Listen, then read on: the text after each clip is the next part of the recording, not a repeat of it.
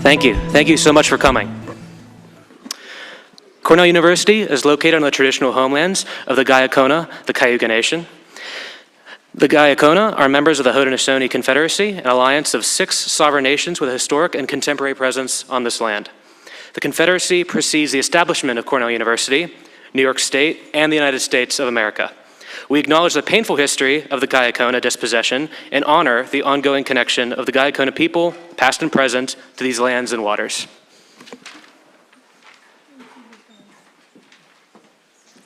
Hello, everyone. I'm Linda Barrington. As Associate Dean for the S.C. Johnson College of Business, Strategy and Societal Impact, I am very pleased to kick us off this evening. We are here for the 2024 Lewis H. Durland Lecture, which is established to honor the service of Lewis Durland, a long-serving Cornell University treasurer who retired in 1973.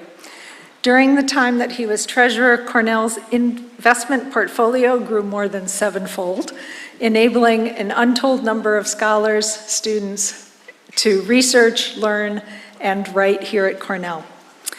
I'd like to thank our sponsoring student organizations. These are folks who helped us promote today's event and to their networks, and will also contribute some questions to our discussion later. So thank you to the Cornell Political Union, the Cornell University College Republicans, the Cornell Association of Law and Economics, and the Cornell University Democrats. I also want to thank the student volunteers that you saw as you were coming in. They're helping us to make all this happen, and we really appreciate all their engagement.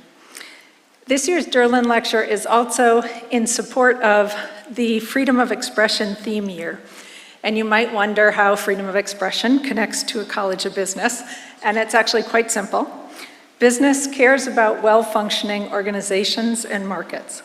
Intimidation, marginalization, purposeful misrepresentation, censorship, or fear of violence do not allow for well-functioning markets or organizations.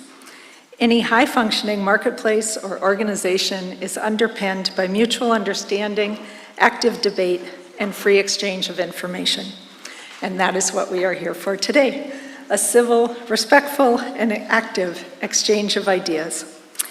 In that regard, Cornell's official policy is that Cornell values free and open inquiry and expression and strives to create a community where diverse opinions can be expressed and heard.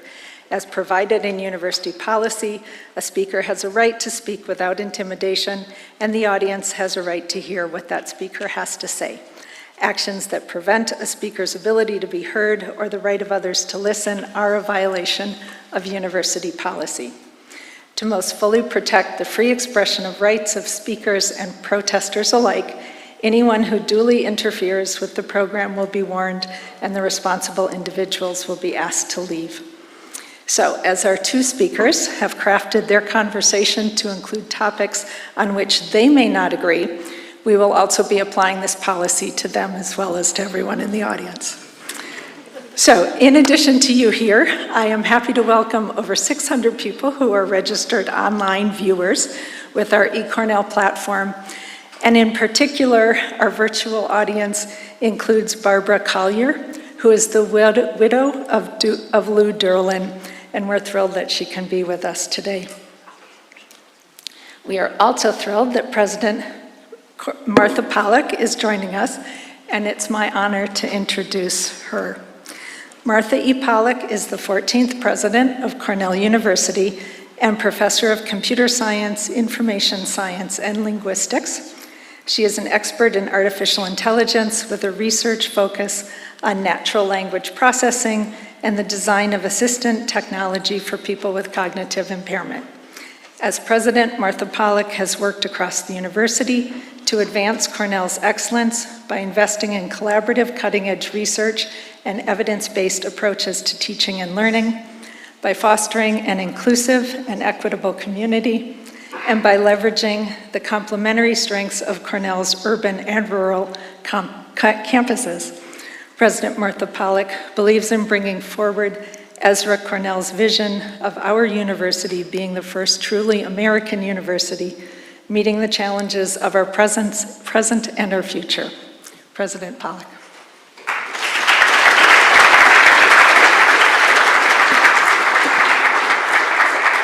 Good afternoon, everyone, both here and on the live stream. I am really delighted to welcome you all to the 2024 Durland Lecture, which, as Linda says, is named in memory of Louis Durland, who served Cornell for over 25 years as our Chief Financial Officer. Almost every year, the SC Johnson College of Business honors Durland with an event that shares the kind of financial expertise, responsibility, and knowledge that is built and shared here at the college. And most years, the Durland Lecture is a fairly traditional lecture by a single leading expert. But this year we're doing things a little bit differently. And we're doing it because it is our theme year, our university theme year, the indispensable condition, freedom of expression at Cornell. By now, I think most of you know that that title quotes the words of the late Supreme Court Justice Benjamin Cardozo, who called freedom of expression the matrix, the indispensable condition of nearly every other form of freedom. The purpose of this year's theme year is to deepen our understanding, our appreciation, and our practice of free expression. Freedom of expression is fundamental to democracy, and it's fundamental as well to the civil discourse on which a healthy and thriving democracy relies. The ability to engage in civil discourse, to engage thoughtfully and respectfully with ideas and opinions with which you might personally disagree, that ability is likewise essential to one's own ability to be a capable citizen and a leader in a democracy. So, today, instead of a lecture, we're having a discourse, a conversation between two experts who, as they share their expertise with us, will also engage with one another over points on which they disagree. I was just in the back with them, and I know there are points on which they disagree. I'm delighted to welcome our speakers this afternoon, SEC Commissioner Hester Peirce and Charles Field Knight Dean of the Cornell SC Johnson College of Business, Andrew Karolyi. Dean Karolyi is a scholar of investment finance with a specialization in the study of international financial markets. He's published prolifically, including his most recent book, Cracking the Emerging Markets Enigma. Commissioner Peirce was appointed by President Donald J. Trump to the U.S. Securities and Exchange Commission and was sworn in on January 11, 2018. Prior to joining the SEC, Commissioner Peirce conducted research on the regulation of financial markets at the Mercatus Center at George Mason University, and she also served as a senior counsel on the United States Senate Committee on Banking, Housing, and Urban Affairs. In addition to having served now for over 6 years as head of the Securities and Exchange Commission, Commissioner Peirce is known for modeling respectful and considered dialogue across disagreement with clarity, evidence-based argument, and the occasional well-placed line from Lady Macbeth. You can ask her about that. Thank you for being with us today, Commissioner Peirce, and especially for your willingness to come all the way to Ithaca. And Dean Karolyi, thank you for putting this event together. Please welcome our speakers.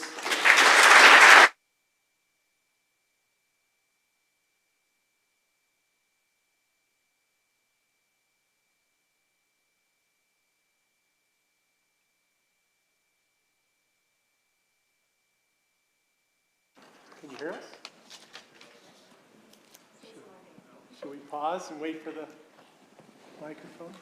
You could use my classroom voice as well. But, boy, I'm really pleased to welcome you here, Commissioner Peirce. Well, Andrew, thank you. It's great to be here at Cornell. I'm especially pleased to be here because we almost didn't make it, not because of the snow, but because of a government shutdown. So if that had happened, I wouldn't be sitting here, so I'm very grateful for the opportunity. We're grateful for the wee hours of Saturday morning as well. So I thought what we would do for the beginning, and we discussed this before we welcomed you here, is just for framing, just a little bit about our backgrounds. Thank you, President Pollack, for the kind introduction. But just so, because I think people will want to know the place from where you're coming on some of these issues. And so I thought I'd I'll start and then you can follow. So as President Pollack mentioned, I am a financial economist. I have spent 35 years teaching, doing research, and actively consulting in the area of capital markets. I am an MBA and PhD from the University of Chicago. should pause there. Yes, well-trained in the Friedmanite doctrine, as it were, and certainly it was a transformational part of my life. But 35 years of my life as a scholar has been focused on the study of capital market regulation and its consequences for capital market outcomes. And the focus has really been for investors, for corporates, and for the intermediaries in between. It's really looked at the lens. The lens is an international one. And a lot of the writing has been trying to understand the unique position that the U.S. capital market regulation has had, has represented relative to sort of the patchwork quilt of regulation around the world for outcomes and successes. And I know we'll get into some of the nitty-gritty of all of that, but I wanted to give people a framing for that. And this is really the core of what I've been doing for 30 plus years now. So your turn. All right, well, Andrew, it's again great to be here with you. And I should start with my disclaimer, which is that my views are my own views as a commissioner, not necessarily those of the SEC or my fellow commissioners. That's an important point. For those of you who don't know, the SEC is actually, as the name suggests, it's a commission, which means that I'm one of 5 commissioners. I'm not the chairman, and we're a politically balanced commission, which intends to make for continuity of policy over time, so that our capital markets can be the greatest capital markets in the world, which they are in my view. My road to getting to the SEC as commissioner included, I think it started very fundamentally when I was in college studying economics, which really rocked my world. It really changed the way I looked at everything. It made me understand better how the world works, and it made me think a lot about how people make decisions. And so I thought about going on and getting a PhD, but I'm not very good at math, so I decided to go to law school instead, which is what happens to a lot of people. But when I came to decide, and if you are thinking of doing that, talk to me afterwards. But it made me, when I came to think about how I wanted to use my law degree, I thought, I really want to marry the economics principles with law, and that landed me in securities law and ultimately at the SEC as a staffer, and then I came back in this capacity. But one thing that's been fundamental for me is just seeing the complexity of the markets that we regulate, and really understanding the value that each individual person brings to those markets, whether you're bringing it as a consumer or whether you're bringing it as a supplier of your labor. That knowledge that you bring is something that is what makes our markets work the way they do. And if we as a government try to come in and override that, we actually cut off from our markets information that's really valuable to figuring out how to allocate resources. Because you all know what you need in terms of the things you want to consume, but you also know what you have to bring to the market. And so that appreciation for the value of the individual has really shaped a lot of my thinking as we talk about these issues, you might see that. It's really good, it's really good. I never have thought about... I'm so sorry, dudes, but your mic's turned off. Is my mic turned off? Could you flip it on, please? All right. So you're loud enough with that? I just thought you sounded so much more... Well, you've got 35 years of deep experience. I have to have something to give me a little The gravitas. classroom voice is not a substitute for a good microphone in a large room like this. I've thought about this. I heard your disclaimer at the beginning. I've never thought about disclaiming the fact that I serve as the dean, and of course I represent a large number of people here. The views I'm going to share here today, I hope you understand, are me as a faculty member. I'm taking my dean off for 45 minutes here, and I hope that's understood. You ready to get started? Let's get started. Okay, crypto. Start with the... That's topic number 1. Yeah. Okay. The question I'm going to pose to you, and I'm calling you Hester, if that's okay. That's great. On stage here. It's really about the guardrails that are inevitably here and are inevitably to come. with respect to this space. So as we all know in this room, many of us know, in January, the Securities and Exchange Commission approved the listing and trading of a number of what are called spot Bitcoin exchange-traded products. This was a unanimous decision, okay? So we know how you voted. It was not a unanimous decision. It wasn't? No. Okay, I thought it was. No. Oh, okay, but I know that there was 20 kicks at the can. But I'm glad you thought it was. Well, there were 20 kicks at the can leading up to this, so this was not an easy move. No, it wasn't. By the commission, and of course we know that many things have changed. We all are following the bankruptcy hearings for FTX. The Bahamas-based cryptocurrency exchange that took place last year.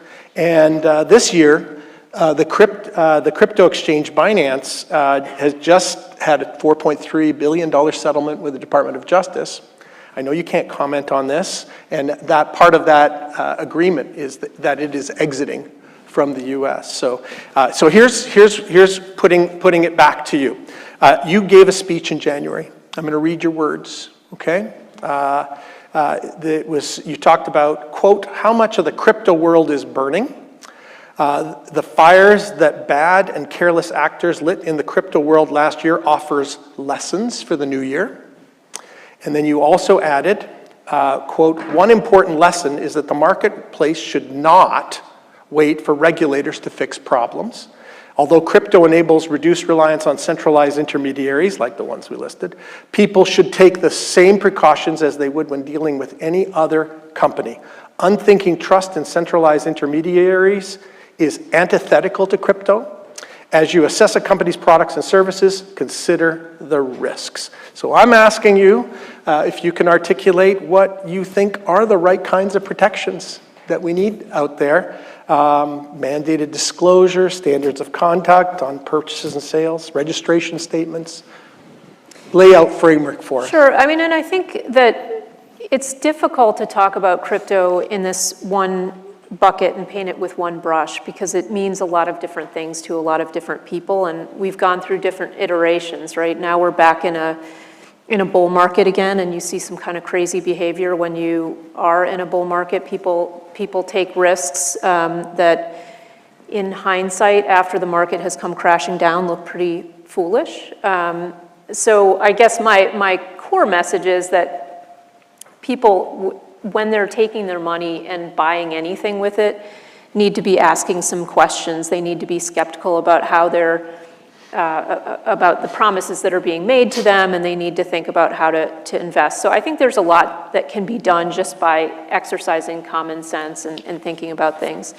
But a lot of people have looked at crypto and they've said, we think there's a gap in regulation, and we think that it would make sense to have the SEC or maybe some other regulator come in and put some regulation around that. That's really something that we have to think about as an American people, right? Is that what we want? Now, there's some pieces of crypto that fit neatly within the securities laws already.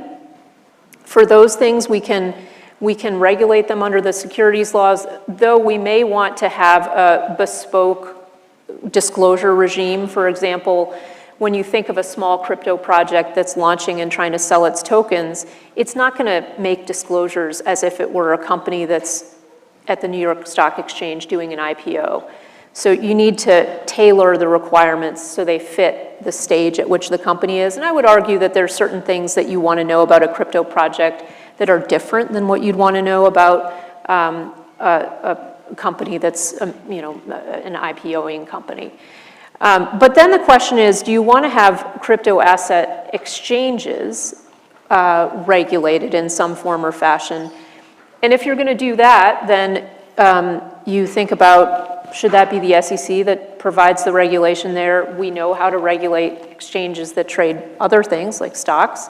So we could certainly figure out how to regulate these kinds of exchanges. Ultimately, Congress probably has to weigh in on whether they want us to do this or whether they want the CFTC, the Commodity Futures Trading Commission, or someone else.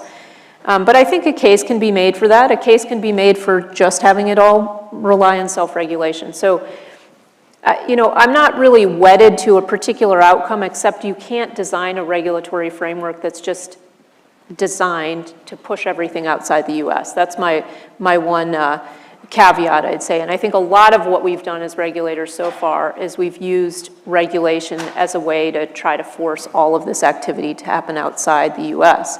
So I'm curious to hear your thoughts on this. You've thought a lot about market structure type issues. And I think you might come from a little bit different perspective. You see all this activity going on. You see the role of, you mentioned some centralized intermediaries, which I won't repeat names, but you mentioned certain centralized intermediaries. Do you think there's something different about crypto that warrants different kind of regulation? Do you think there are patterns that you've seen that would warrant, a new regulatory framework? How would you, if you're sitting in my seat, what would you do? Yeah, so I'm not going to sit in your seat and try and tell you what you should do, but I will offer that there's some really great research that's coming forward, and I'll share a couple of them, a couple of projects. One I happen to be a co-author on, the other I'm not, but it's emanating out of our shop here at Cornell, and I'd love to have your take on that. And then we can sort of parse out maybe the global harmonization, which is what I think your concern is about. Should the U.S. lead, or should it be part of to optimally regulate this new space? So forgive me, I'm leaning on my colleague, Will Song. Will Song and I have collaborated, and then he's done a lot of work. He's the current academic director of our FinTech at Cornell initiatives and a leading light in this space. So there's this one paper that's just been accepted and forthcoming in Management Science, one of our top journals, that looks at what's called wash trading in crypto. And this one really influenced me in my thinking. What he was looking at is using sort of AI techniques, algorithms, to parse out of pricing in tokens on these different types of cryptocurrencies that are traded on these different exchanges. And he looked at, I think, 29 different exchanges out there. And the idea was, how can we use algorithms to identify something that looks like or can be detected as fake type of trading, fake trading. Wash trading being an example of one kind. That was in the title of the paper. What the fundamental findings of that study was that of the 29 exchanges, some of them are more regulated, particularly by the New York State Department of Financial Services. I think 3 or 4 of them. Some of them are sort of half regulated, and then a bunch of them were unregulated. What he discovered in this study is that there was a significantly higher fraction of volume on the unregulated exchanges that you would associate with fake types of transactions. So that's sort of a call for a very focused perspective on regulation, the importance of it. And among the ones that were unregulated, he actually looked at those that had more concentrated power, and he had different metrics for that, and also the ones that had more limited disclosure requirements that were out of their own mandates. And that's where you saw a lot of things that looked like fake type trading. In the paper that he and I wrote, we kind of dovetail off of that. We look at about 4,000 currencies, cryptocurrencies, tokens that are traded all around the world, and try to take a lens on that as if we were studying the stock market. We were looking at 4,000 of these securities and trying to identify different kinds of risk and return attributes that are conventionally understood in the stock market equity space. And what we uncovered is that there were a lot of patterns in risk-return rewards. Think like what we would commonly refer to as anomalies in equity markets, momentum type of evidence of, I could call them risks, or value-based risks that are sort of evidenced in there as sort of an imprint on there, and that the returns were linked to that. There were some really unique aspects of what we call network adoption measures. So some, we tracked, for example, some currencies that were relatively more or less liquid in terms of the number of addresses on the actual blockchain, the addresses that actually have 0 accounts, and so on. So measures of like liquidity in the across this sort of spectrum. I guess to us, there was greater reassurance that there was integrity to the risk-return structure in the crypto space than we would have imagined if you just thought of it as sort of the wild, wild west, where there's all sorts of bubbles and so on. And yeah, there's more there to it as well. What can we parse out of that? I guess there's space here for regulation with a deep dive into these sort of dimensions of the markets that reveal themselves that could be sensible, not just participation in, but also in terms of how you segment the markets into different kinds of components. Not all of these tokens are the same. No. And I think that's really interesting part of this research, I think. So. Do you think that if, in the US, other jurisdictions have gone out there and they've put together regulatory frameworks. You think of somewhere like the EU has a pretty comprehensive regulatory framework. Even somewhere like Bermuda, right? They're working on regulating as well. Do you think if in the US we don't do anything, sort of the market will figure out how to regulate itself when it comes to exchanges? I have less confidence. I mean, I'll just be honest with you. And this is based on the other work that we'll talk about later on. But I feel like if the U.S. is not at the forefront of sort of defining what is the gold standard in terms of what the right size of regulation, right, the dimensionality of regulation here is, with I just feel like the U.S. should probably be at the forefront of all of this. Okay. Because I think I'm just influenced by the other research that I know suggests this is the right way. So let's pivot to another topic, and we can obviously talk about crypto again in the Q&A if you all want. I'm sure the Q&A is going to include but just to pivot to another area where the U.S. has not been, people would say the U.S. has been lagging behind. I might dispute that because I come from a different place on this. But environmental social governance disclosure rules, that's an area where there's been a lot of attention around the world. And the U.S., at the SEC just a couple weeks ago, we adopted a rule for climate disclosures. But that was really our first major foray into that area. So what's your thinking on this topic?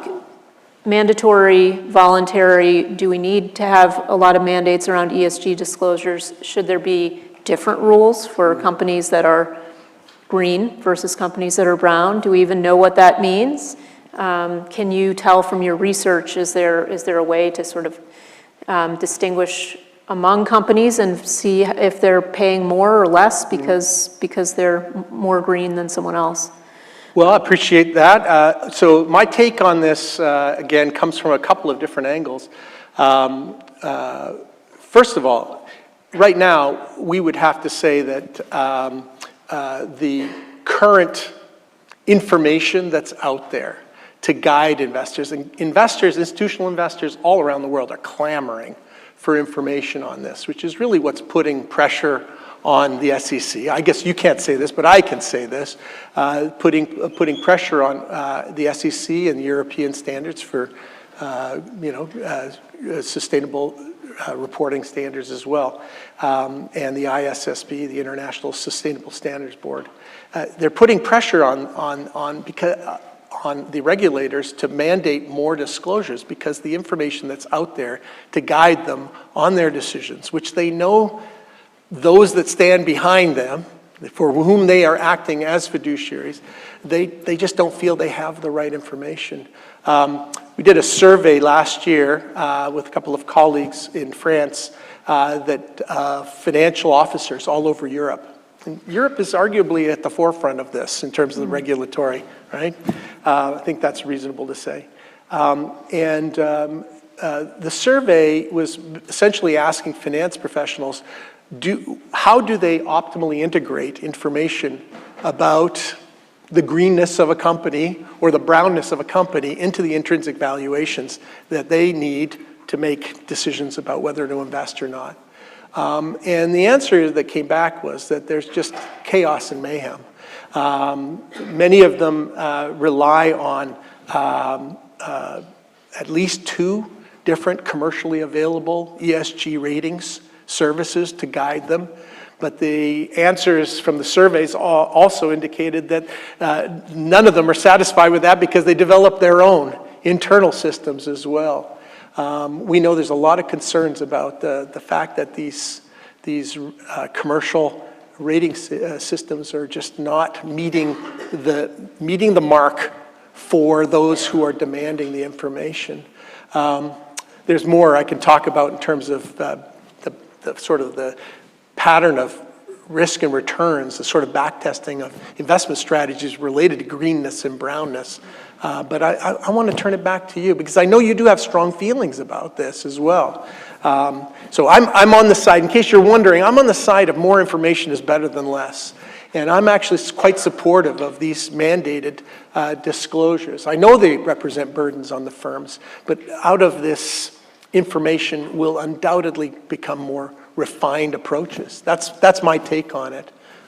So let me throw it back to you, Hester. Well, I certainly hope more refined approaches will emerge because I think right now there are a lot of disclosures already being made. Some of those are being made in the SEC's own disclosure forms that companies have to fill out. Or prepare, I should say. It's not really filling them out.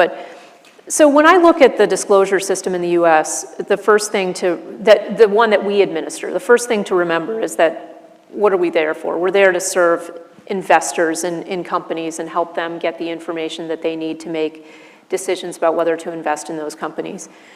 And sometimes people take a look at our disclosure system and they say, oh, that's so effective that maybe we can get the SEC to require disclosures about things that we care about, and we being not investors, but just people who are interested in getting information from public companies. And I think that's a little bit of what's been going on here with respect to climate disclosure.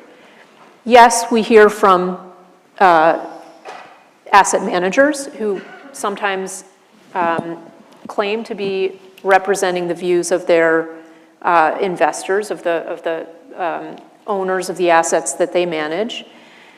But when I look behind that, sometimes it seems like the asset managers are more interested in getting the information for their own purposes. Maybe they've signed on to a climate pledge to manage their assets in accordance with that climate pledge.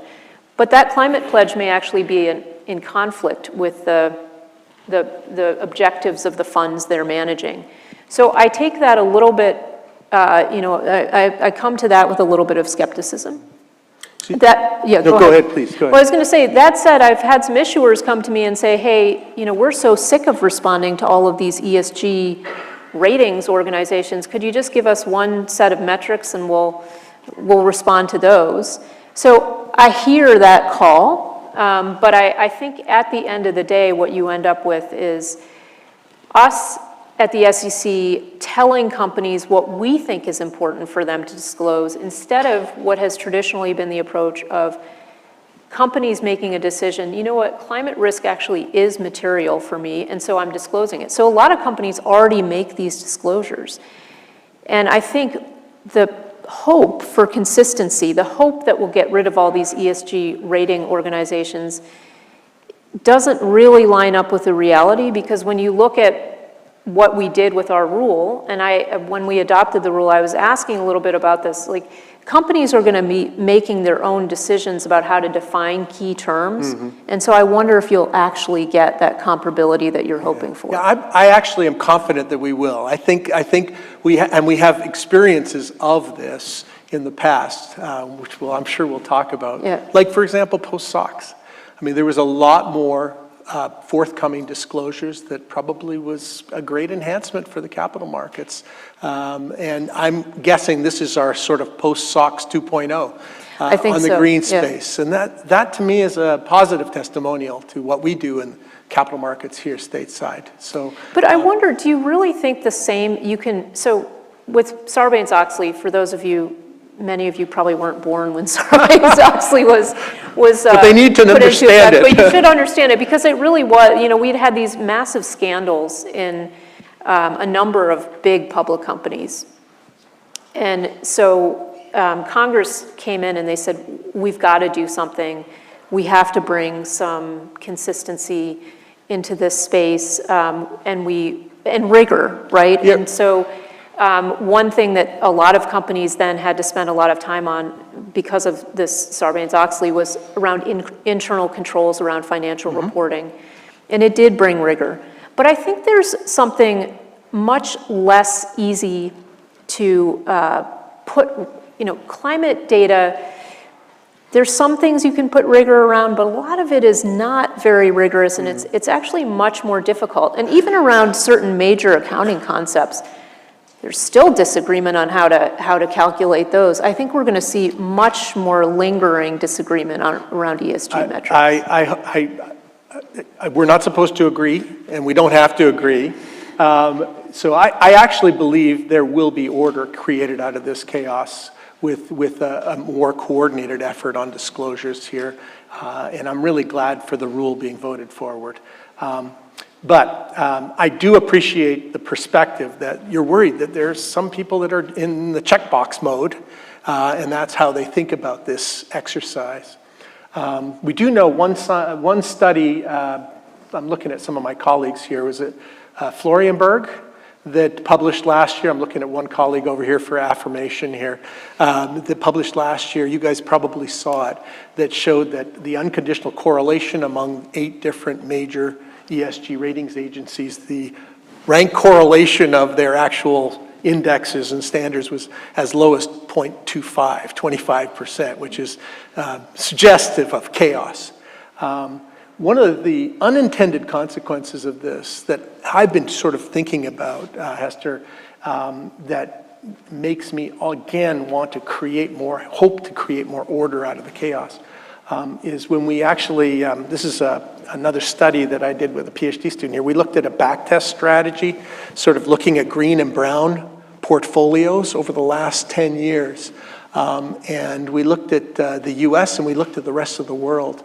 And what we uncovered was that there was an unusually large green minus brown spread. Green stocks significantly outperform brown stocks, but uniquely in the US and not in the rest of the world. And that just didn't square up with our priors. We call it a paradox in the study, and it made me start to wonder skeptically about what might be driving this, because it just didn't make sense given how much more progressive, let's say, from a regulatory standpoint, Europe has been, for example.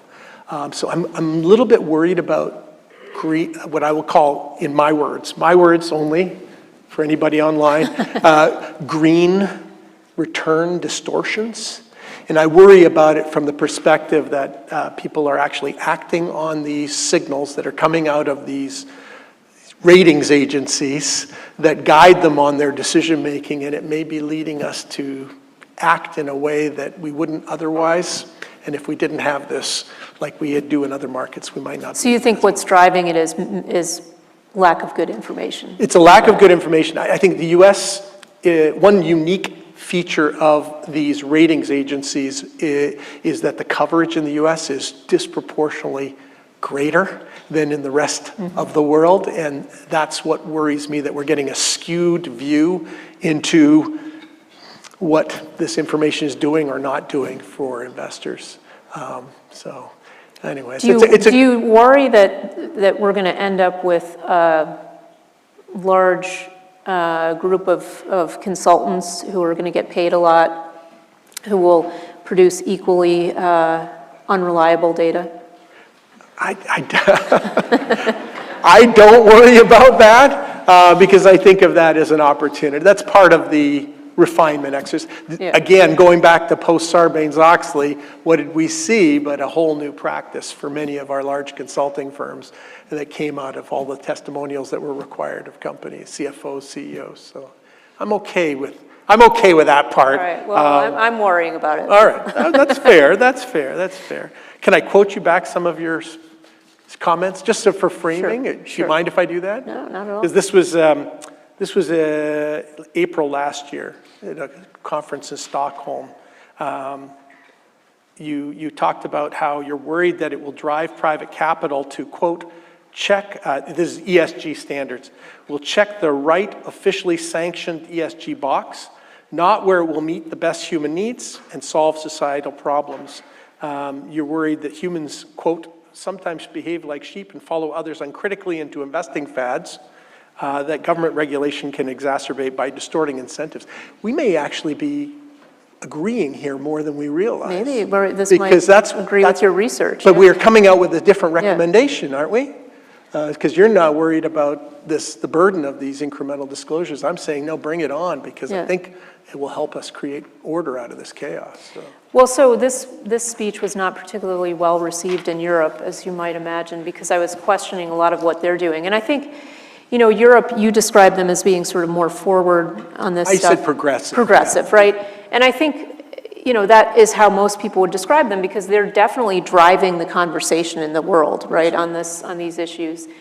And so they started with climate and have a tremendous number of data points that they're trying to get from companies, and then they moved on to many other topics as well. I think they're, you know, I forget what number it is, but the list keeps growing. So whether it's water or you know, human exploitation, other human capital kind of issues, biodiversity. And so the goal is to get companies to collect data on all of these things and report the data. And what I worry that it will end up being, and this sort of ties back to what I said at the beginning, I think that people are really important in driving decisions that we make in our economy. And it can be very tempting as we get better at collecting and processing data to think, you know what, if we just stick a few bureaucrats in a back room with some computers and there's streams of data coming in, they'll be able to decide where capital should flow. And they can do that by coming up with a taxonomy to say, this is green, this is brown, so we want, of course, we want money to flow to green and not flow to brown. And what I worry about is that you will end up driving capital to places where we think the important innovation is going to come from to solve the big problems of our day, like climate change, like poverty, like water issues, all of these kinds of things. But you'll actually end up not knowing that there's some woman sitting in a garage in the middle of a small village in India who has this brilliant idea for solving a particular, you know, a water crisis, something like that. But she's not going to get the money because she didn't fit into that taxonomy. Mm-hmm. And so that's what I'm really worried about ultimately, is how we're driving capital flows. I think that's a larger problem in Europe than it is here, but I think it could be a problem here as well. It's a fair argument. It's a fair argument. I appreciate that. Should we shift to the third one, which is just generally the burden of regulation?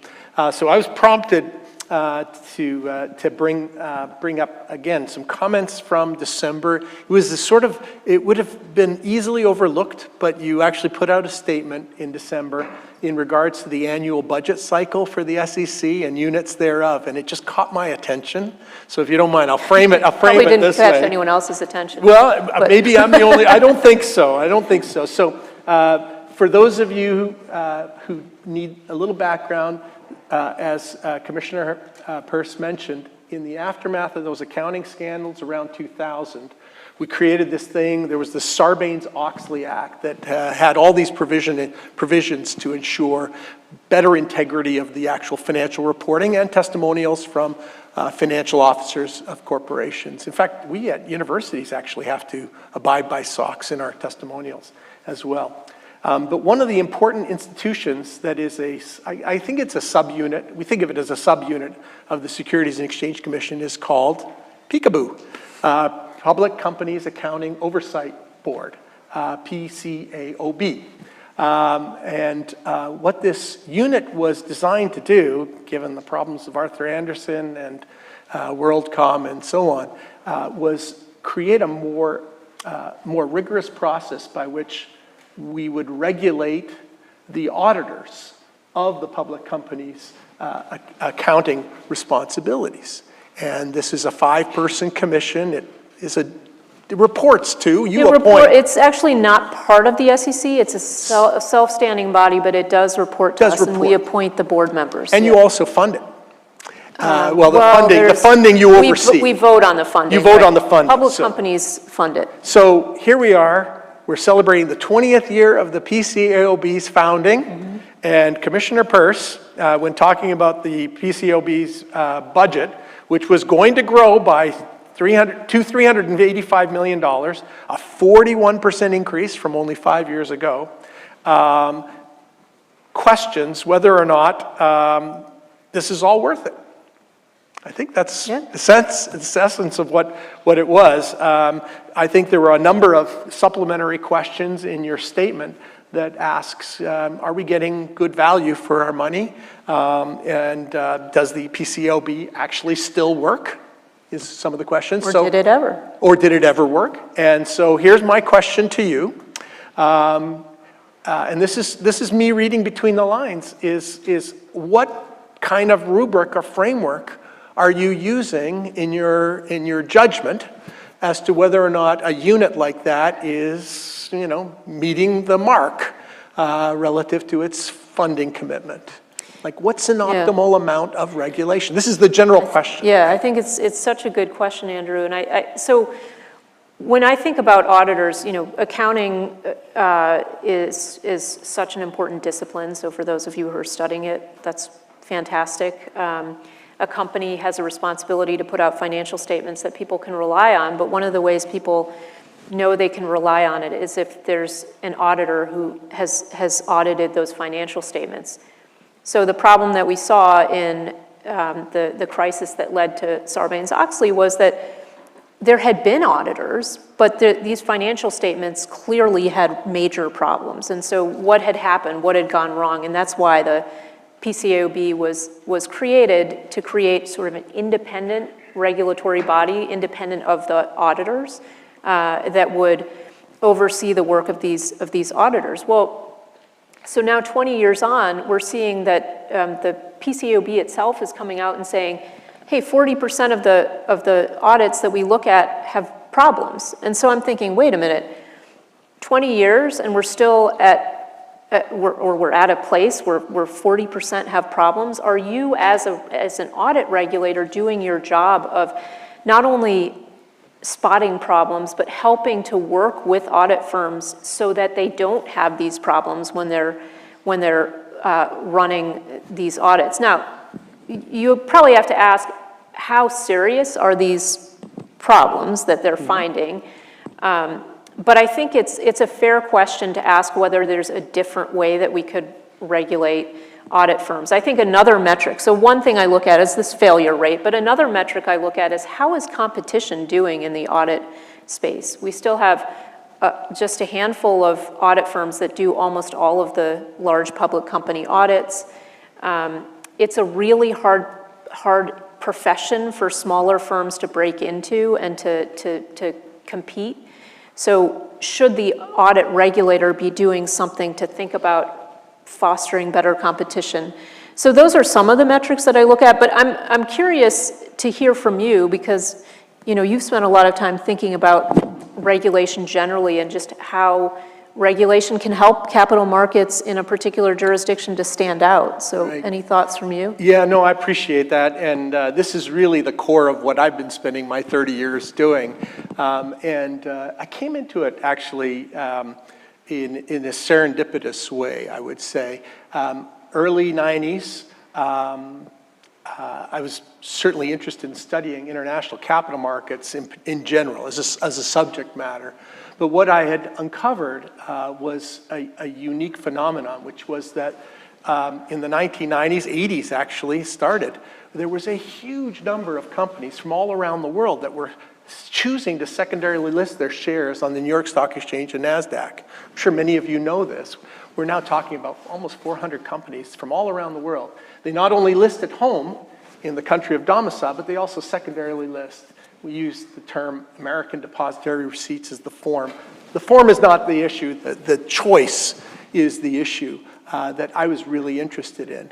And I wanted to understand what that meant for the investors in these companies. I also wanted to know what it meant for the companies themselves. And of course, there are many, many theories floating around as to why we were seeing that. Why here? Why not Hong Kong? Why not Tokyo? Why not London? And the answer is it was a unique phenomenon here in the US. In our research world, we would call this a natural experiment. It's been a 30-year natural experiment of study for me. But one of the things that we uncovered early on, and this goes to the question, right? What is the value of regulation? Was that when firms chose to do so, we understood that there was an incremental burden of reporting obligations for those firms. Not only did they have to actually meet the reporting standards at home, but they also had to have incremental reporting standards, 20F filings, and so on, to be represented as foreign private issuers here in the US. So that burden, they were choosing to come notwithstanding that incremental burden. And we wanted to understand, was there any upside? Were there any net benefits? And there's a huge, strong, robust 25 to 30% valuation boost that came with it, which more than made up for the incremental burdens. And then, of course, the next question was, and this has been resilient, it's been there forever, for a long, long time.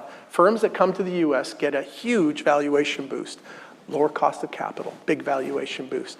Why? Why? And of course, everybody had their favorite theories. Oh, this is a big product market boost, marketing.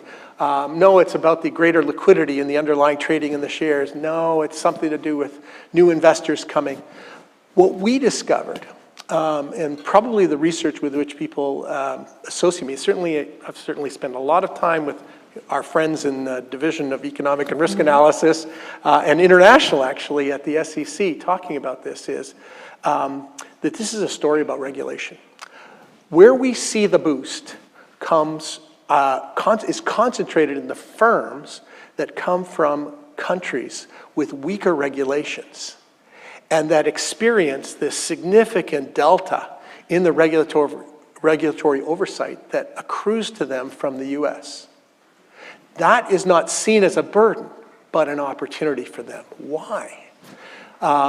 It's because the trust building that comes from it before institutional investors. So imagine firms that are hungry for capital, that cannot source that capital home. The capital markets are too thin. They want to go to the global markets, deeper pools of capital, but they need to get a sort of a trust badge. And the way to do that is to actually list and be a registrant with the 33 and 34 Act with the SEC, and that gives them a sort of trust. And that trust boost is one that allows capital to flow, and you see this valuation boost. That's our story. We actually have a nice coined phrase for it. We call it the bonding theory. The bonding theory, where firms bond themselves to the US even though they're domiciled in other countries. Of course, so that's the story. It's a positive story about the strength of the regulatory framework here in the US that companies from around the world are willing to pay for. So post Sarbanes-Oxley, the price that they had to pay for that went up? Yes. So what happened then? Well, I'm guessing you know. So in the immediate aftermath of Sarbanes-Oxley, some companies, a number of companies, actually said, well, you moved the goalposts on us. The burdens that were already there are now suddenly much higher because those rules associated with SOX applied to foreign private issuers as much as the US ones, the WorldComs and the Enrons. And a number of companies, of course, tapped out and said, you moved the goalposts on us. This is not what we bargained for. a number did move out. But we actually have a separate research study looking at them in particular, just to isolate on them. And what we found is that that causality is actually not the full story. In fact, many of the ones that left were the ones that either didn't have the growth opportunities that needed funding, or just secured other alternatives of funding, and it just was, the value proposition wasn't there for them. It really wasn't, in our opinion, at least on the margin, wasn't really about SOX. So we sort of have a new test of that now, because so one thing, even though it's been 20 years since the Public Company Accounting Oversight Board was created, there has been a struggle to get the PCAOB the ability to go in and examine audit firms that are doing work on Chinese companies.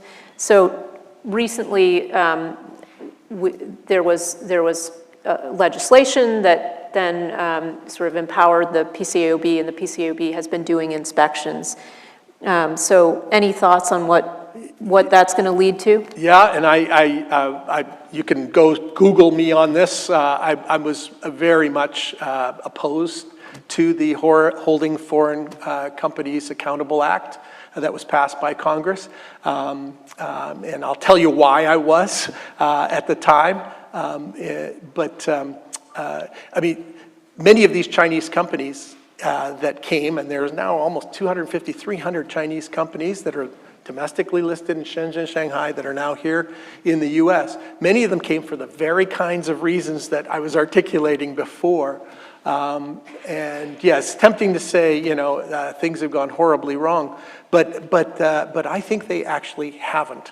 I believe that one of the important considerations for passing that act of Congress was simply because the PCAOB couldn't sit down at the table with the Chinese Securities and Regulatory Commission to come up with some kind of agreement, a mutual recognition agreement. That would have been my ideal.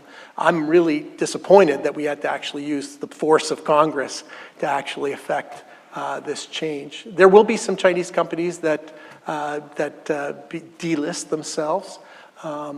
Ultimately, I worry about the loss of access to those markets that many investors in this country crave, want, desire, and that we may be limiting their access to those markets if fewer Chinese companies are listed here in the U.S. markets. That's the trade-off I'm worried about. No, Does that make sense? Certainly understand there's a real advantage to investors being able to access companies all over the world.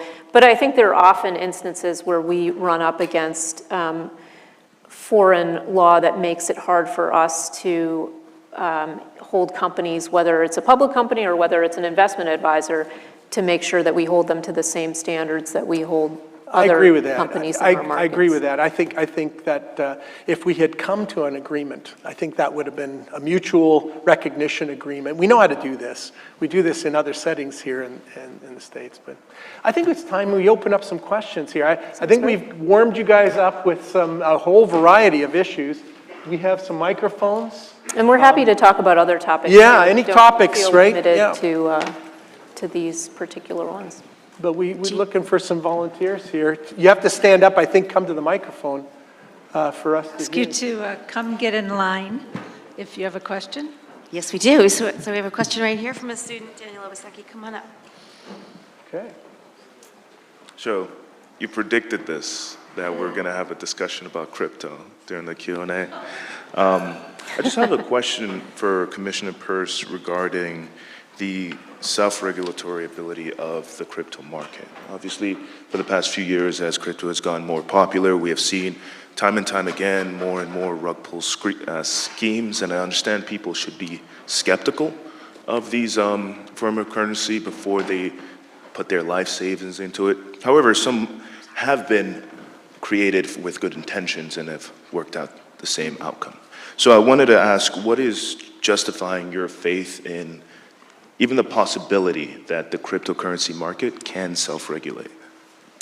Yeah, I mean, that's a fair question, because we've certainly seen a lot of bad conduct, and I think it can be frustrating for me as a regulator too, because often bad things do happen, and then people come and they say, well, where were you? Why didn't you stand in the gap? And I say, well, you told us you didn't really want us around while everything was going up. Then when things come down, you come to us. So I think there has to be a realization on the part of people who are choosing to participate in an area where they know there's not as much regulation, government regulation, to either set up formal mechanisms to provide some self-regulation or to informally sort of discipline people. And I think given how bad things were, there is, I think, more of a willingness to say, hey, we need to see the code needs to be open source, it needs to be audited.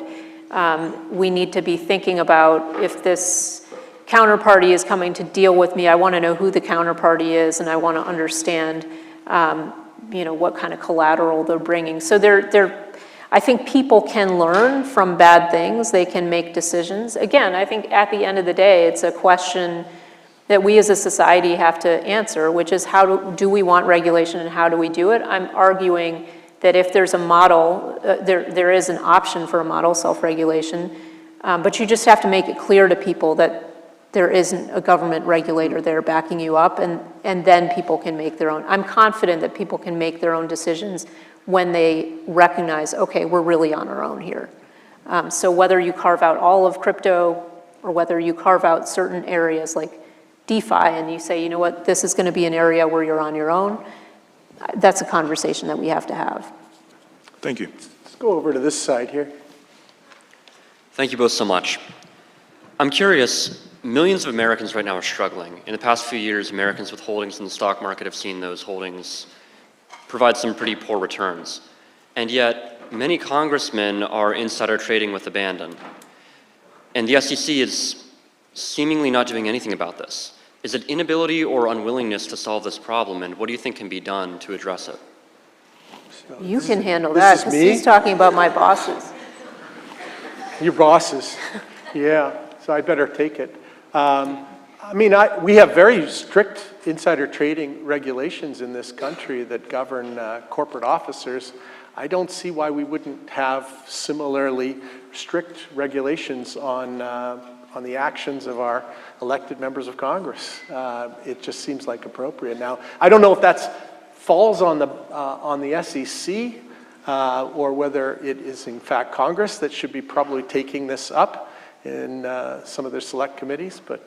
So let me just answer too and say we have brought cases against, insider trading cases against members of Congress. So, if you engage in insider trading as the law is understood now, there's actually not a particular rule against insider trading. We get there through other rules on the books.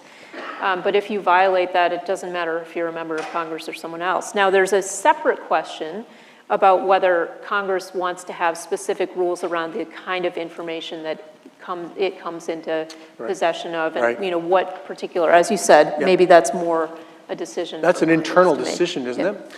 If they wanted to go above and beyond. And I could see the scope for that for sure. I mean, many of them are behind closed door meetings where they get access to information that the marketplace in generally doesn't. So that puts a burden of responsibility on them. I can see that. I can see, that's a great question, by the way. I appreciate that. Should we go over here? Yeah, so I have a question about AI and algorithmic trading. So we've recently seen the chair of the SEC say he thinks there's very significant risk to the markets from AI trading. And also we've seen different regulators internationally have different approaches to dealing with this. What do you think the future of that looks like within the US? How does it differ from other models? And do you share his opinion that this is a very significant risk in the near future? Yeah, so Chair Gensler has raised the possibility that we could have a financial crisis that's kind of prompted by AI trading, because if everyone's relying on the same AI tools and it turns out those tools are wrong or badly designed, it could end up causing everyone to do the same thing at the same time, which could be really catastrophic, right? So I certainly appreciate that concern. I do think that we as regulators have a role to play in preventing it, but I think the role is to not to set up really high barriers to entry for AI providers, but rather to allow lots of competition, which will mean that people are using different tools. They're not all making the same decision at the same time. Now, AI obviously has been used by traders for many, many years. It's already well integrated into our markets, but I think with this latest iteration of AI, the concern is that it's going to be, much easier to integrate it, and it's going to be used in a way that's new and different, and so there's concern there. We've already put out a rule proposal, which would it's designed for AI, but it also covers lots of other technologies, and it puts us all of these requirements around how people can use the technology. I would say that is not the right way to get to this problem. It really is to say, the same rules apply if you're using an AI tool or if you're using a human to make decisions. We're going to hold you responsible for your decisions. And I mentioned the earlier study about using applied AI tools as a mechanism for detecting fraud in ways that the human eye and the human brain can't simply detect. And there's a lot of proof of concept in these types of algorithms that are being developed. So sort of stifling that innovation could be an argument against the betterment of our capital markets, right? Yeah. How about this side? Thank you. Hello. Thank you for coming, Commissioner Peirce. So in the advent of zero commission trading, kind of led by these new brokerages, I think that there's a lot of experts that are kind of questioning a possible maybe gamification or making it too easy to trade and the kind of dangers that might be affiliated with that. Making it cheaper for consumers, I would say, is a good thing. And, giving people more access to capital markets, I would also say is a good thing.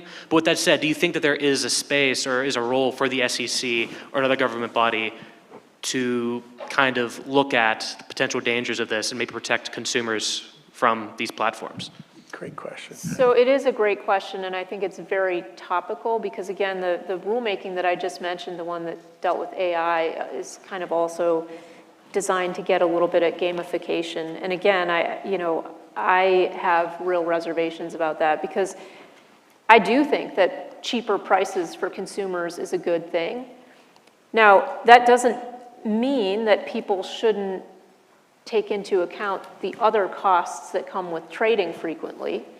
And I think that's something that we can get at with better investor education. And interestingly, a lot of these brokers are using gamification to help educate investors. And I think we at the SEC should be a little more clever around how we use technology to educate investors and to really meet them where they are getting their information. But I think by and large, early studies seem to show that people who get into, whether it's crypto or whether it's trading equities using one of these platforms, it helps to educate them. They may make some early mistakes, but then it helps to make them longer-term investors in the market. Crypto investors start investing in equities, and then I think we see people getting experience, and I think that can make them better long-term investors. So I guess that's where I come out at the end of the day as you probably are not surprised to hear, I'm sort of in favor of people being able to make decisions for their own lives. And I hate to see the government step in and say, well, we don't want investing to be fun. We don't want you to interact with your investment firm the same way you interact with other firms in other aspects of your lives. Good. Hi, thank you both for being here with us tonight. Do you think there's any concern about CEOs or portfolio managers using these ESG metrics as a way to compensate for poor returns to their investors? Overcompensate? Yeah, compensate or justify underperforming. I agree. Yes, I definitely think that's a problem. If I'm a shareholder in a company and the company has terrible financial returns, but the CEO says, but don't worry, we did really well on these other metrics that are much harder to actually pinpoint and measure, I'm not going to be too happy. And I think we've already seen examples of companies where that's happened, where their financial returns have been poor, but they've said, don't worry, we've done great on our ESG scores. So I worry about that. I'm curious, though. Yeah, I would probably take the other side on this one. I mean, if it's an argument, if you're using this as an argument to say, let's limit how much information we disclose or mandate from disclosures, I worry about where that argument goes. I mean, people conduct fraud and manipulate. There are mechanisms by which we regulate that and oversee it. I don't see it any different. So You don't think it gives managers a little leeway to kind of? I don't. No? Okay. I really don't. I don't think of it. I haven't met too many of those managers. Good. Good. So let's go over here. Thank you. I'm so glad that we were able to make this event happen, and thank you, Commissioner Peirce, for coming in. My question is kind of going back on the crypto train. Kind of something that you talked about earlier was how a lot of times we see crypto kind of rules and regulation is meant to touch it, but it's not always sort of designed for it. And so kind of with that lens, how do you think about sort of balancing this active innovation? I think some of it also comes from sort of financial literacy as well, but how do we sort of help ensure that investors are also protected within this new regulation of asset classes? So it's going back to the education part. Yeah, I mean, I think one thing actually that we should do, I mean, education is important, but I think we also need to, and this has been one of my big criticisms of the SEC, we need to really think about the unique risks and challenges of this asset class and this technology, and we need to meet those unique risks and challenges with regulation that fits it, right? And so in some ways, I think so my colleagues have typically said, we already have a regulatory regime that works fine. We don't need to do anything special for crypto. And I think by doing that, we've made it much harder to distinguish between the good actors and the bad actors. And if we had instead said, hey, we want to work on a disclosure regime that really works for crypto, and let's design that so that we get people the information they need, I think we would have ended up in a world where it would have been much easier to say, okay, these are the good actors, they're the ones making the disclosures, the bad actors are not, and it would have also focused our enforcement resources in the right places. And then, again, education is a key part of that as well. That actually is, and you know what the question prompts for me is not the burden of responsibility on you as a regulator of markets, but also on us as an educational institution. What are we doing to make sure that our students, future investors, active investors in spaces like crypto are fully educated about the trade-offs and so on, which feels like we should be doing so much more. We have to start so much younger, though, because I will tell you, I met with a 6th grade class, and this class of 6th graders knew more about Bitcoin than probably than I do. I mean, it was very impressive, but you also want to make sure that you're inculcating, because 6th graders can get a little caught up on the happy stuff, but you want to also inculcate a little fear in those young minds, healthy fear. Balance. Yes. We can agree on balance. Yes. Let's go over here. Thanks to you both for coming. I wanted to ask a question of a comment you made earlier about the 40% of audit regulators are still finding errors. So my assumption is that it's not technically impossible to bring those errors down, but just that the incentives aren't in place for them to do so. So I'm wondering what has hindered the lack of progress, and whose responsibility is it to put the right incentives in place? Oh, I'd like to hear that one. Yeah, I mean, it is a good question. I think that's the question that I'm asking is why are we in the place we are? And I think part of it is we do have to go and look at what actual findings are there, right? Because one departure from audit standards is not equivalent to another. One might be much worse than the other. So we should really get to the bottom of the data and see what's driving it. But I think one problem has been that we do kind of treat everything the same. And so I think that the profession has some work to do in trying to get to a better place, but I think that the PCAOB could be walking alongside the profession and trying to figure out what is it that is causing recurrent problems. If there is a problem, can we help the firm think about ways to remediate that problem so that when the PCAOB goes back in, it's not finding that same problem again. So I think there's some work that needs to be done there. Any thoughts? Well, I was going to ask you, do you think AI can be in our Yeah, our booster charge here? I think it could, yeah. What the PCAOB does is has an army of auditors, typically people who have well seasoned in the profession as auditors themselves and are now retired, and they go on in and do these inspections onto these audit teams, and that's where we score these deficiencies. One wonders if the human can be greatly aided by artificial intelligence types of techniques, algorithms that will help to uncover systematic detections of reporting deficiencies and so. Yeah, I think it could help to find errors and maybe also to stop them before they happen, right? Yeah. Running AI. Shout out to one of my colleagues here, Mani Sethuraman, is a faculty member in accounting here, Johnson School affiliated.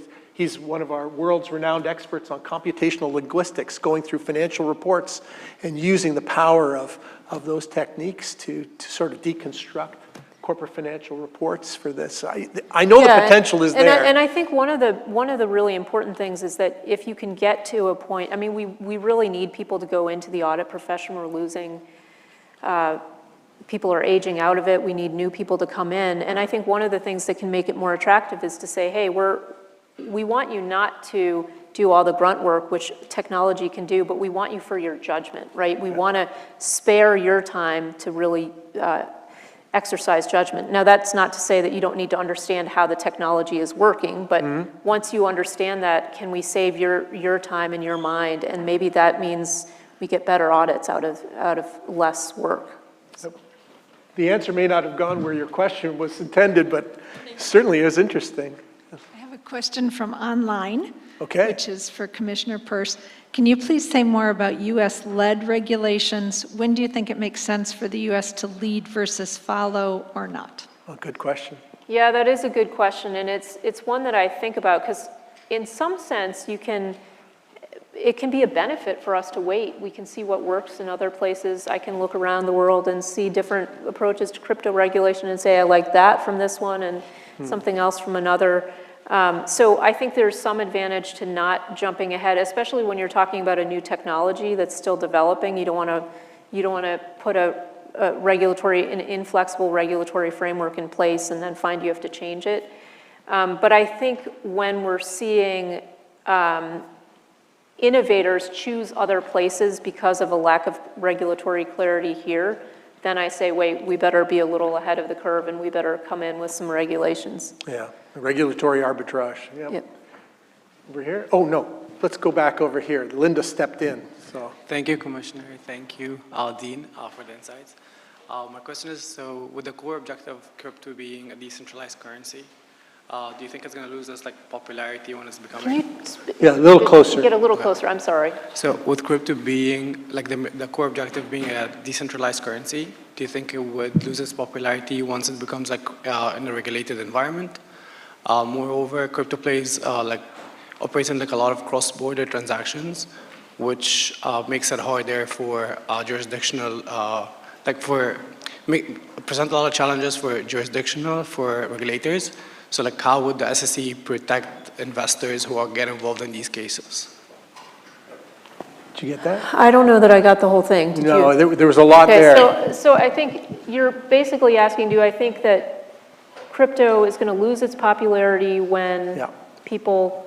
becomes regulated. If we shoot ourselves in the foot by over-regulating it. Oh, yeah, no, I think that's a possibility. But you had a cross-border question as well, right? Yeah, so crypto operates in a lot of cross-border transactions, which might hurt a lot of investors because there's a lot of jurisdictional involved, at this point, not just US. Yeah. Well, so I think that this is kind of one of the perennial problems with not only crypto regulation, but financial regulation in general, right? That you're trying to...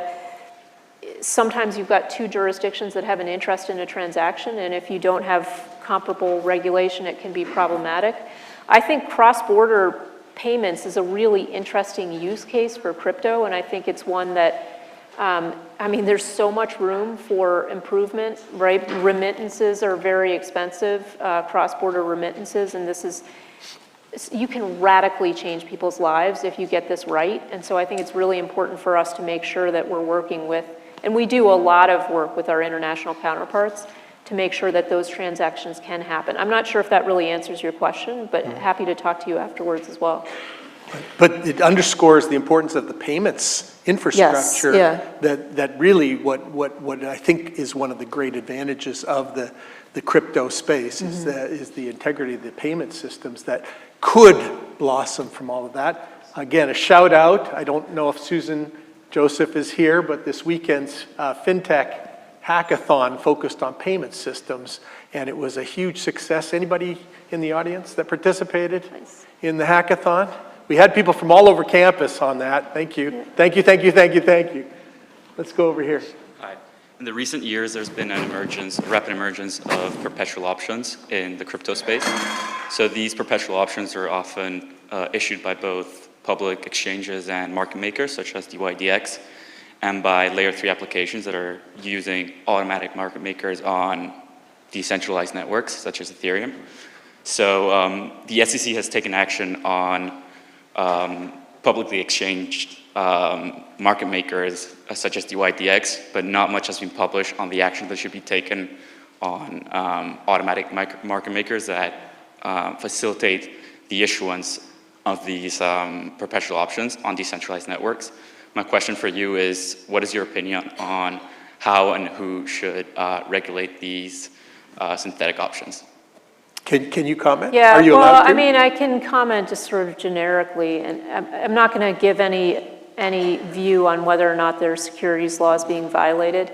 But I think that is part of the problem in this space, right? There's so many areas where you could potentially trip securities laws, and it becomes really difficult when we're talking about DeFi, which is, these AMMs are DeFi, and I think that some of the rules that we have under consideration now, and actually a rule we just adopted, which deals with dealers, securities dealers. One of the questions was, could it pull AMMs in?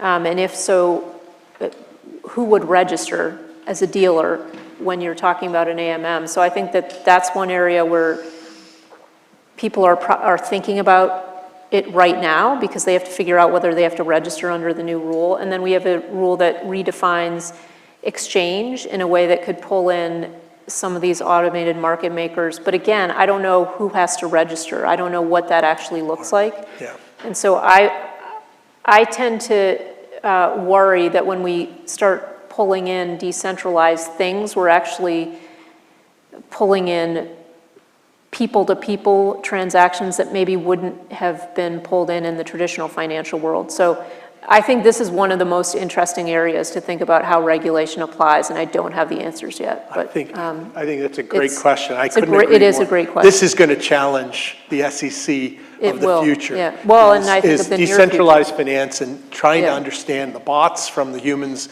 and the burdens of ensuring integrity in these processes. It's a great question. And it raises very interesting questions around code as speech and things like that as well. So you all should be thinking about that, because we're going to need people who actually understand the tech to inform our regulation. Wonderful. So we have time maybe for one more or two. We got one on each side, and I know we have a reception. I want to give you also a few minutes for closing thoughts on your day, in fact, as well, because you've been meeting with people all day. Let's go over here, and then one more over here. So. I wanted to return to ESG metrics and your comment on how companies are tired of filling out multiple ESG metrics and adhering to multiple ESG metrics. So I was wondering what your take would be on how we can consolidate these different metrics and get more standardized and uniform metrics and processes to establish those, and who might be like an appropriate overseer of those processes, and who could speak to regulating like environmental and social, like these non-price factors. That's good. Yeah, I mean, I think a lot of people are looking to the SEC to do that, and that's sort of the genesis of the recently adopted climate rule. But I would argue those ESG rating firms are not going away because they're making too much money. And I agree with that part, but I think that the best hope is for the fact that we're going to put ask companies to put that much more information out there. By the way, the ESG ratings firms actually are third-party agencies, and they don't really actually impose upon the companies. They're drawing on third-party disclosures that are already out there to construct their indices. Some actually do. Sometimes send questionnaires, yeah. And there's no doubt a burden on the companies because they actually have to engage with these rating agencies post hoc, especially if they don't like the scores, right?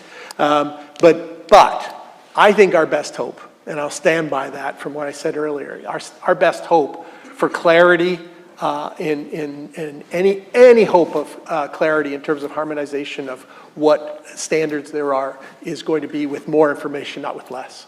So kudos to the SEC for actually voting forward this rule. Watered down, as they say, or you can't comment on that part. No, I can. I can say it's good it was watered down, but it's still not good enough.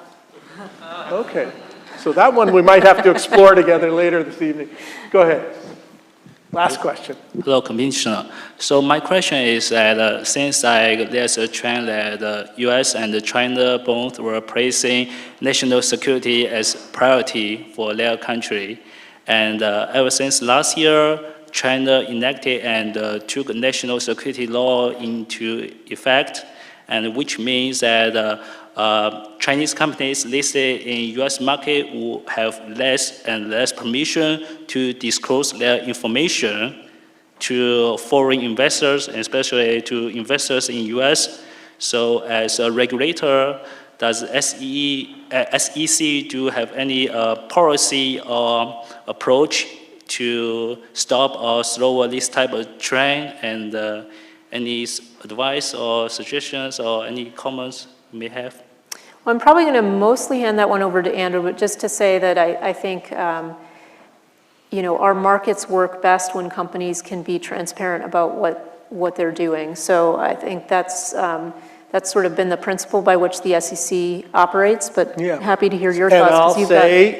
I'll say that Chinese companies that want to come to the U.S., they understand the rules, they understand the opportunities, and if they are not willing to file those 20Fs and fully disclose as are mandated, and there are many reasons why they wouldn't, because they have other opportunities, they have other access to capital, then this is not the opportunity for you. But the fact is that we have hundreds that are very much listed here and very much available to investors. I hope they stay. I think this is good for the U.S. capital markets. It deepens the pool of capital. It increases the opportunity set for investors, and that's a good thing.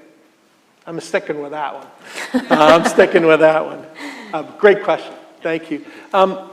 Do you want to give some closing thoughts? Sure. I mean, on all, even some of the other meetings that you had today? Yeah, no, it's been really a wonderful day here at Cornell. It's been such a pleasure to be here, and I've met with a number of students and faculty members who have shared their research with me or their interests, research interests with me, and it's always encouraging to see people who are working to provide us information. I mean, that's not the only reason they're doing it, right? But the work they're doing is informing the work that I'm doing, and so I encourage those of you who are here to think about how your work can affect policy, and make sure that you're translating the academic work that you do outside of these walls and bringing it to people like me who can actually put it to work. Andrew has done that.